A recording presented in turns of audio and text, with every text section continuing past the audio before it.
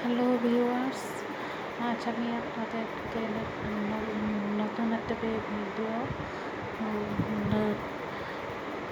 Upload করতে যাচ্ছি। আর এবারে তো টপিক হচ্ছে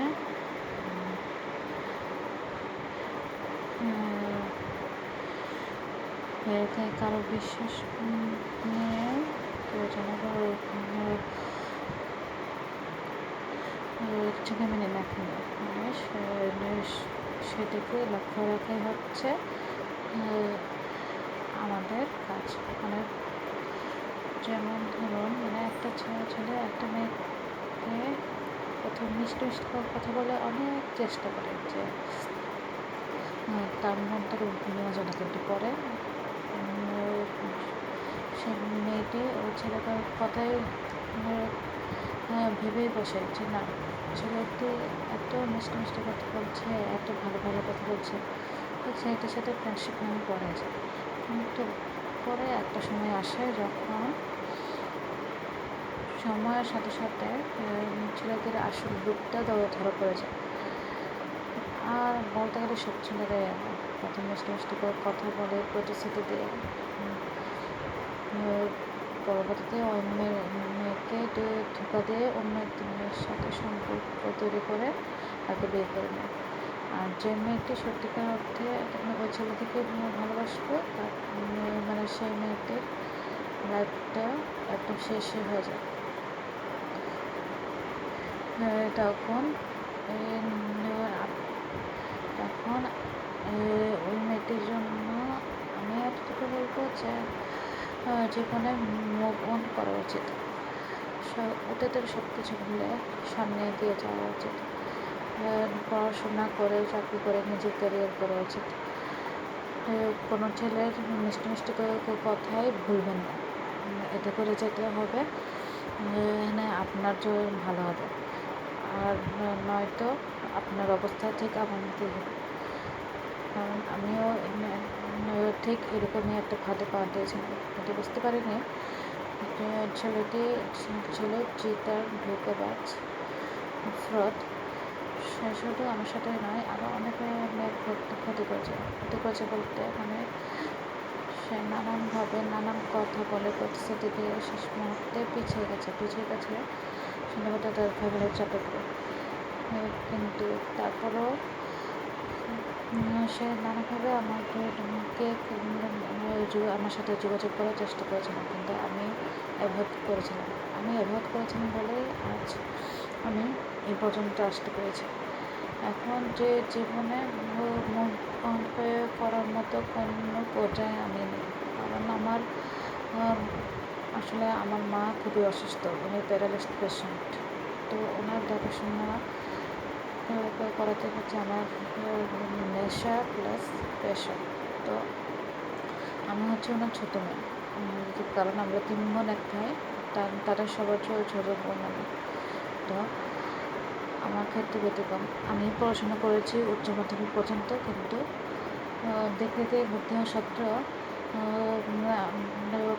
আমার বড় বোন আর বোন চাপার সাথে রাগারাগি করে আমি আমার মেজো বোনের চাকরি সূত্রে যে জায়গা মুন্সিগঞ্জ, সেখানে চলে যাই। কিন্তু পরবর্তীতে যখন আমি আবার ট্রাই করি আমার মেজো বোনকে রাজি করাই, কিন্তু শেষ মুহূর্তে আমার বড় বোন বাধা দিয়েছিল আমার পড়াশোনা।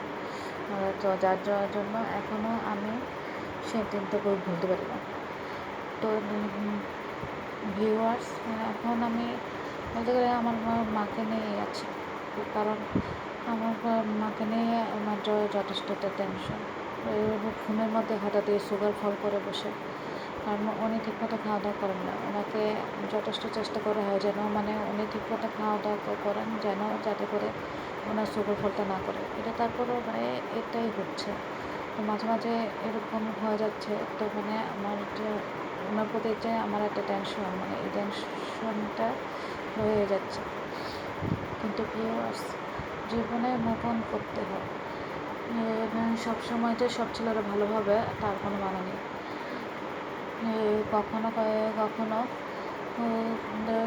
কোনো একটা ছেলের সাথে রিলেশন করতে গেলে আগে সেই ছেলেদের ব্যাপারে সব কিছু খোঁজখবর নিয়ে ভালো করে যাচাই বাছাই করে তো তবেই এগিয়ে যেতে হয়। তো আদারওয়াইজ একটা সময় আসে পরে সে ছেলেটি নানানভাবে প্রতিশ্রুতি দিয়ে একসময় মুভ অন করে। সো ভিউয়ার্স কখনোই মানে কোনো ছেলের মিষ্টি মিষ্টি কথাই ভুলবেন না। আমি মেয়েদের জন্য একটা কথাই বলবো যে মানে আপনারা যারা এখনও সিঙ্গেল আছেন, তো বাবা মার কথা শুনবেন, বাবা মা যেখানে বলবে সেখানে বিয়ে করে নেবেন, এতে জীবন সুখী হবে। কিন্তু কখনো ছেলের হাতে প্রয়োগ করে নিজের জীবনটাকে শেষ করে দেবেন না। এতে ফলাফল বেশি একটা ভালো হবে বলে মনে হয় না। আর আমার ক্ষেত্রে যেটা ঘটেছে সেটাও অতীত, মানে পাস্ট। তো এখন প্রেজেন্টে এখন বর্তমানে আমি আমার মাকে নিয়েই আছি, কারণ যেহেতু মানে আমার আর কিছু করণীয় নেই।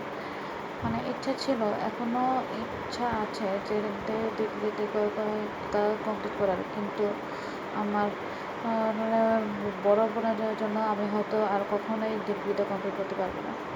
কারণ মানে সে এমনভাবে আমার মেজো বোনকে মানে ব্রেন ওয়াশ করে রেখেছে, যার জন্য এখন আর মানে আর্থিক কোনো সাপোর্ট আমি পাবোই না। আর সেই জন্য আমি আমার ডিগ্রিটা কমপ্লিট করতে পারবো না। সো ভিউয়ার্স, আমি যতটুকু পড়াশোনা করেছি তাতে হয়তো কোনো দিনও ইন দ্য ফিউচারে যদি মুভ অন করতে পারি, তাহলে হয়তো ছোটোখাটো একটা পার্ট টাইম জব হয়তো পেতেও পারি। কিন্তু মানে এতে জীবনটা তেমন একটা বেশি সুখকর হবে না।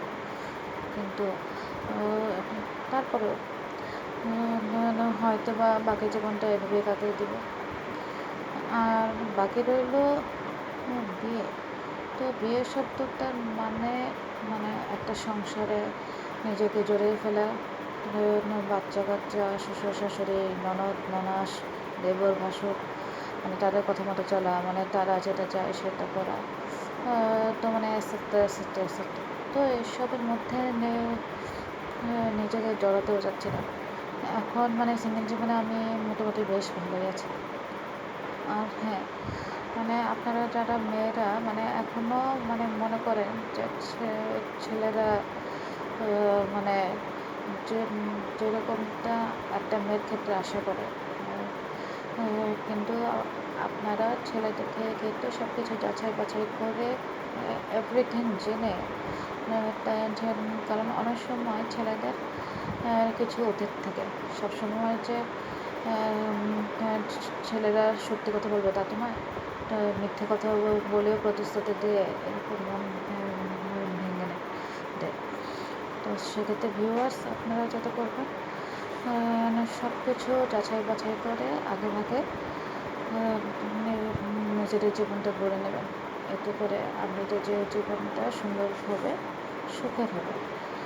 তো ভিউয়ার্স, এই ছিল আমার আজকের ভিডিও। আই হোপ আপনাদের এই ভিডিওটি অবশ্যই ভালো লাগবে, কারণ আমি শুধুমাত্র মানে আপনাদের উপকারের কথা চিন্তা করে মানে এই ধরনের কথাবার্তা বলে থাকি। সো ভিউয়ার্স, আমার জীবনে অনেক কিছুই ঘটেছে যার জন্য মানে কখনো নিজেকেও দায়ী করেছি, কিন্তু আসলে পরিস্থিতি চাপে পড়ে মানুষের জীবনে অনেক কিছু ঘটে যায়। তো মানে আমার ফ্যামিলির প্রবলেমের জন্য আছে হয়তো আমার লাইফটা মানে অনেকটা এরকম। তো আমি এমনিও মানে কোনো কিছু আশা করিও না। মানে আল্লাহ যা চাইবেন, মানে যদি আমার ভাগ্যে ভালো কিছু লেখা থাকে, তাহলে আল্লাহর রহমতে হয়তো বা একদিন আর আমার মায়ের দয়ে হয়তো কিছু না কিছু আমার লাইফে হবে। আর যদি সেটা হয় তখন দেখা যাবে। আর আমি এটা বিলিভ করি যে আমার মা আমার জন্য সবসময় তো দোয়া করে। আমার মা কথা বলতে না পারলেও ইশারা দিয়ে যথেষ্ট সান্ত্বনা দেয়। তো এটাই আমি সন্তুষ্ট। I am very happy now with my mom. So viewers, আজকের মতো আমি বিদায় নিচ্ছি। আপনারা ভালো থাকবেন। আর আমার কথাগুলো যদি শুনে থাকেন তাহলে সেই মোতাবেক নিজের জীবনটা গড়ে নেবেন। তো bye bye, good night and sweet dream.